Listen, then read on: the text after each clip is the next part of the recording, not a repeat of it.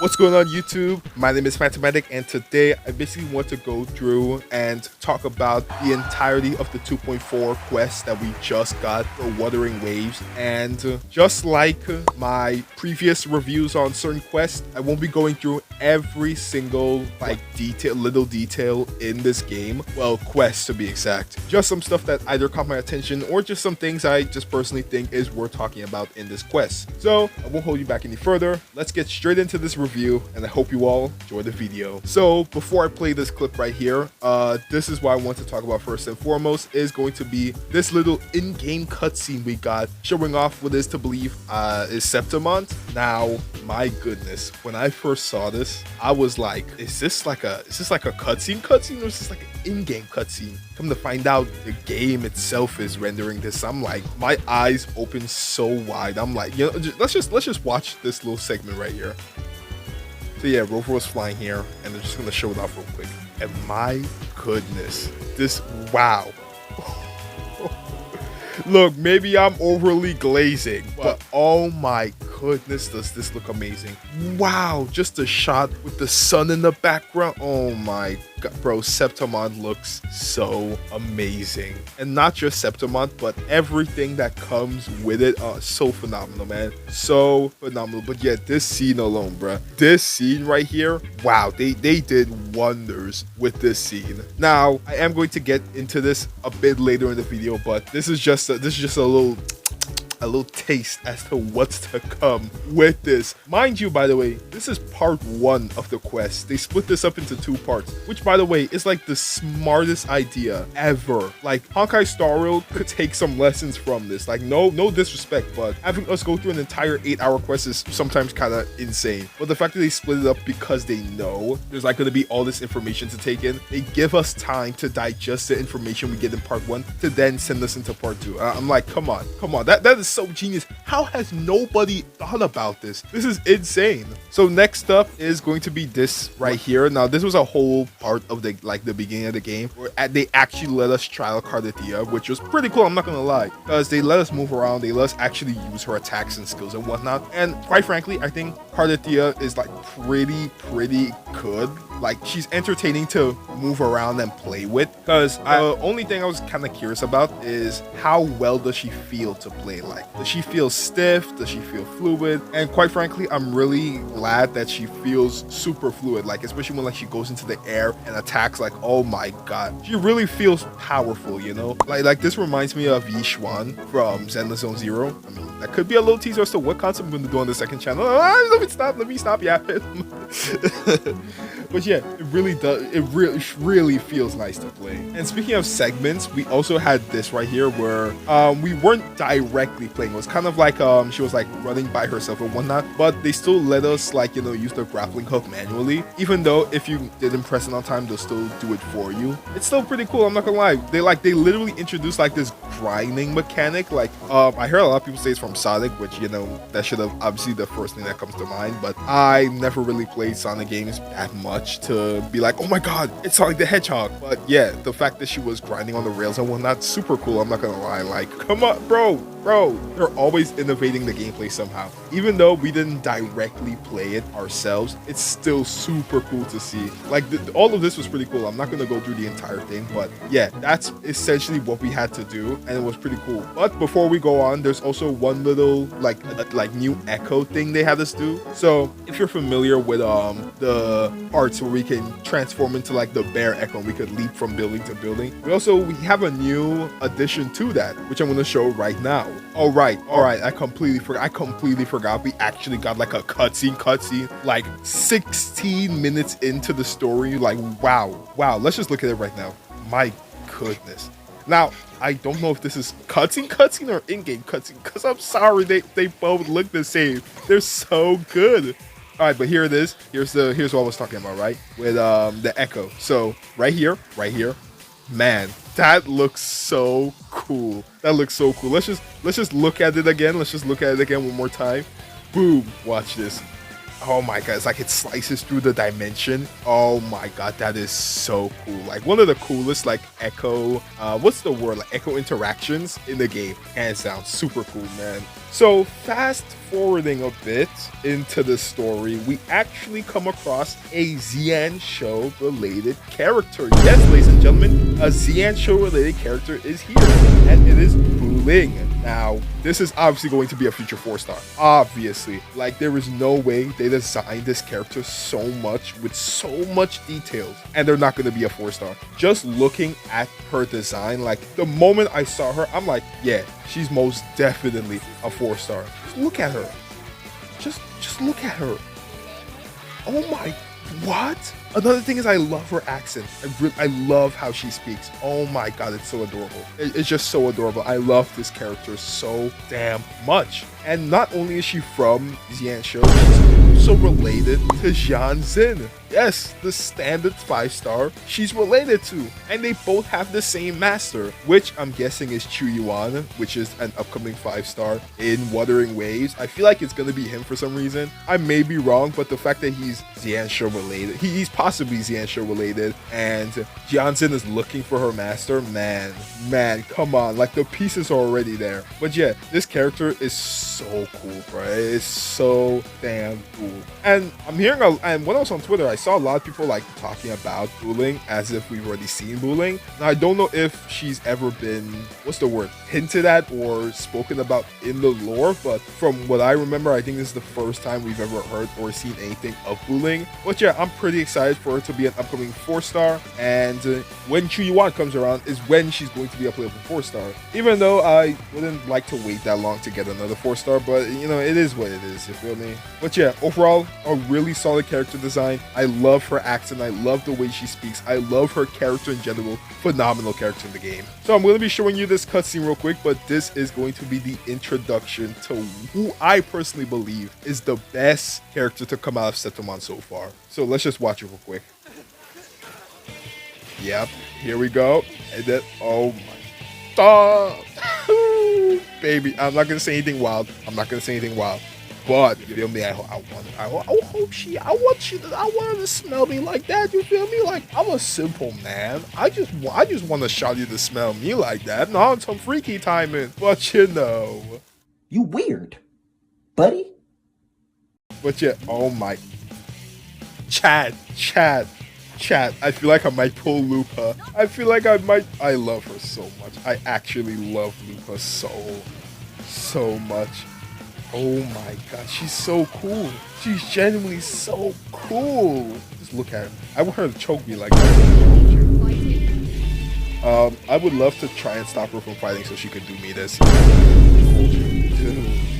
Dude, why is Lupa so fine? What the hell? Oh my god. Oh my goodness. I genuinely think I might pull Lupa. I'm not gonna lie. I love Lupa so much, bruh. Wow. So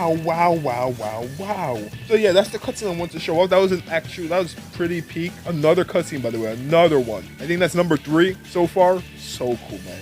Lupa as a character, because I was really curious as to how they would portray Lupa's character in the story, because from the information we've gotten, we just know that she's a battle junkie. She loves to fight. She loves combat. So we didn't know she was gonna have like a sassy attitude. We didn't know she was gonna be mean or whatnot. You know, I think that would skyrocket my rating for a character by like millions of points.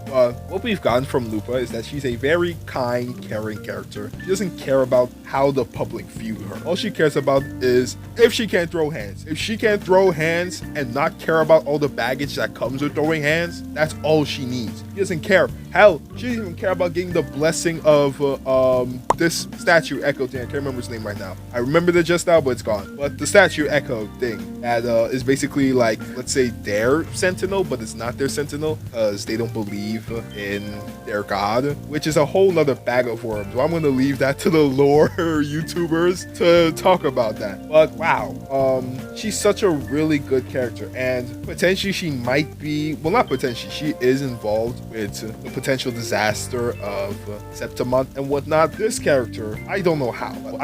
This is like the 3rd character in this game that I just really love and I'm obsessed with. First was Ani, then was Chisa, and now it's Lupa. If they keep doing this, I'm gonna go broke. For the collab drops next year, I'm gonna go broke. So, what I've spoken to, and quite frankly, I think Lupa has to be one of the most expressive characters in the game. Like, her expressions are absolutely top-notch. Like, I have so much screenshots of Lupa. It's actually insane. But I just really love this character. How she looks, her design, her attitude, her voice, her weapon. There is not one flaw about this character I don't like. But yeah, that's enough yapping about Lupa. I think Lupa is just an absolutely phenomenal character. And I think they really cooked with her. And I can't wait to see more of her in the story when we get part 2 later on this month. Now, for some reason, I can't find that one specific scene where the chick was asking us to name our team. I just can't find that for some reason. I'm just terrible at searching for stuff right now. But there were 3 options. It was Stella Lupa, another name, and then Wuthering Waves. Now, I have a screenshot of that because I took a picture of it, so I'll show it up on screen while discussing this. But of course, you know exactly which one I was picking, right? You know exactly which one I was picking. I had to pick Wuthering Waves. Come on. We gotta be John Wuthering Waves. I think that was just pretty hilarious that the fact they actually allowed us to choose Wuthering Waves and the fact that the announcer actually says Wuthering Waves. I don't know. It was just a little bit, but I don't know. I just really liked it. I really liked it. Speaking of which, if there was one gripe I had with this story, it would be just the beginning battling. It's not like it was bad or anything. I just personally think it wasn't that interesting. I think it only got really like wow, like really peak like around the ending. Like the ending battle, that was a bit difficult. It was a bit more difficult. Maybe it's just skill issues because I've been so focused on playing CCZ as of recently. But I don't know. Like actually like playing through this one, I'm like, I mean, it was pretty okay. And the fact that we just played as Arrow Rover as well, I mean, it was It wasn't anything like, oh my god, this was peak or anything, but it was also not difficult at all. Like, you see where I'm coming from? Like, it was just meh.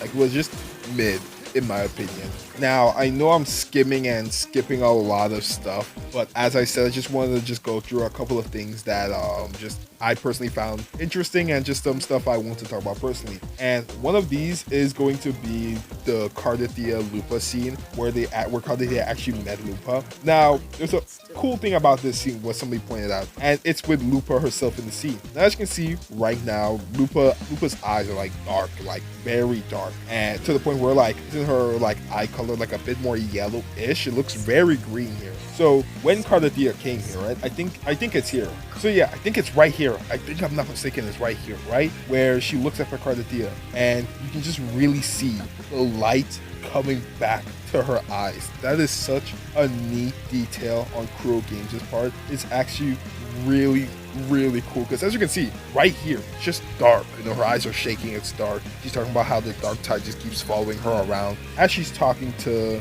you know, Lupa can't remember her name, as you can see here, and Cardathia is going to be talking about how she's going to find back her name and whatnot, and you can just really see the light.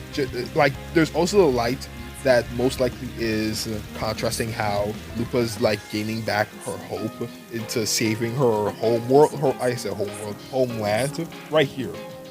So man, big storytelling, I tell you. It is so good, man. Another thing is this right here. I've seen this also around Twitter as well while I was playing through the story, and this has to be like some of the most beautiful art in this game. Like, I don't know why, it heavily reminds me of PGR, and I know Kuro Games and whatnot is the one who made this game, but wow, bruh. This looks like something you'd see in PGR, is it not? Like, I'm not crazy, right? I'm not schizo, right? This just looks so good. So, oh my god, there's so many things about this that is just so phenomenal, man. Next up, however much times I've been yapping so far, but this is another thing I want to talk about is Augusta and Yuno's introduction, man. Holy. Oh my goodness. Oh my goodness, Augusta just looks so damn good, bro. 2.4 has just shown me that these devs know exactly what they're doing, bro. They just know how to cook with a character, bro. And let's not forget Yuno herself. Oh my god. Oh my goodness. Oh my god, bro. Oh my god. Let me pause. Let me pause. It's not letting me pause. Chat, forgive me for what I'm about to say, but smash. From the skies to the deepest parts of the earth. 360, 240 degrees, every single direction known to mankind. This has to be one of the finest characters in the game. Wow. Do you see all of that? Do you see all the... Let me stop. Calm down. Let me calm down. I don't know how it was possible to make the 2D art look inferior to the 3D versions of them. Like, I thought Yuno was gonna be this elegant princess. No. She's even better than that. And I'm not gonna say much, play the story quest for yourself. I don't even know why you're here, little bro. If you haven't played the story quest yet, go play it. It's absolutely amazing. Oh my goodness. And this is all you have to see to know why she's like one of the finest women in this game, bro. Again, I know I skimmed through this entire quest for this video, and you were probably expecting me to go through every single piece of lore, like what I did with, for example, Zani's quest and what I did for HSR's quest back then. But quite frankly, as I've said, I am not the best when it comes to discussing this lore. I don't think what's the word? I don't think it's right for me to discuss the lore and how good the lore is per se when I'm not really super knowledgeable on it, like these other content creators out here, like Life Lessons, for example. Like, they actually go in depth about the lore and they can give their honest opinions about it.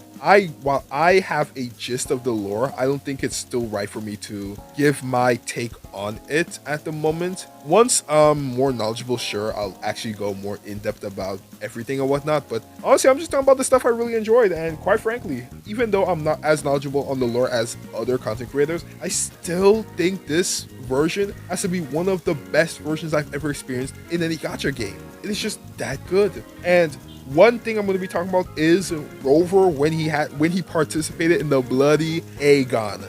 Now, there's a lot of theories as to what's going on. There is a lot. Like, for example, there's a theory that Parthia is in the future and she's like fighting and waiting for us to reach the future and whatnot. And it's crazy. I'm telling you, it's crazy. And that's why I want to get more knowledgeable about the lore before I speak on it. But before that, let's just look at Peak real quick, man. Just look at this. Also, this boss fight was actually Peak, but oh man.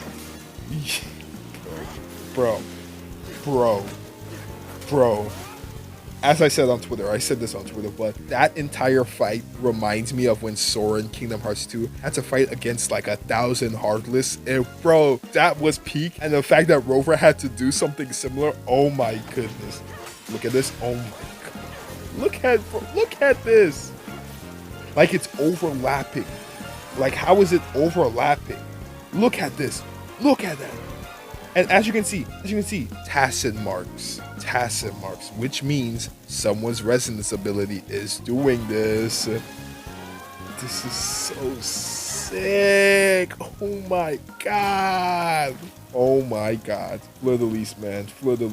Oh my god. Anyways, let me stop.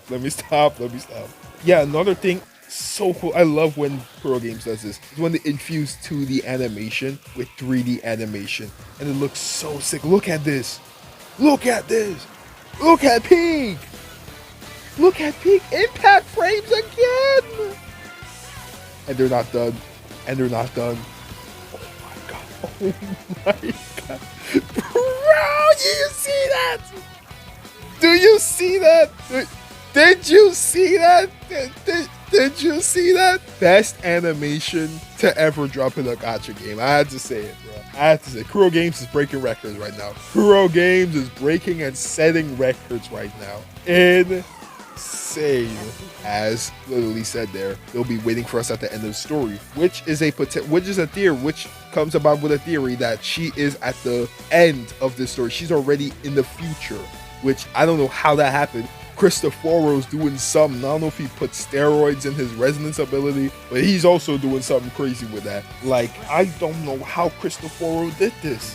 How did this man do it? He looks like a 4-star. He looks like a very detailed NPC. Well, apparently he's like the mastermind behind this. How? How did he do it? How did he do it? Now, I'm not gonna go through the entire thing, but for the least, man, just look at this, bro. Just listen to what she says, bro. Just listen. Silent, hollow words. The dark tide engulfing the city of glory. Bro, he shook. He did not expect him to do that. All shall be swept away by the winds at the story's end. And then, boom, we're done. We are finished. Lupa's just fine anyways.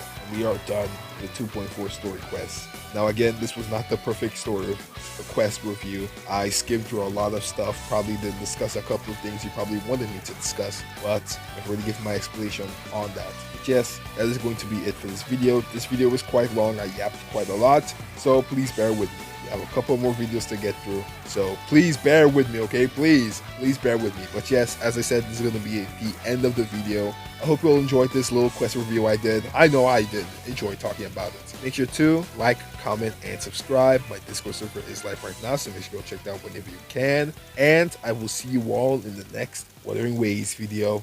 I've been so tired. I don't wanna fight, but you're a liar. I need your help, cause the situation's dire. I'm so sick of using people to get higher. Yeah, we can take a pic.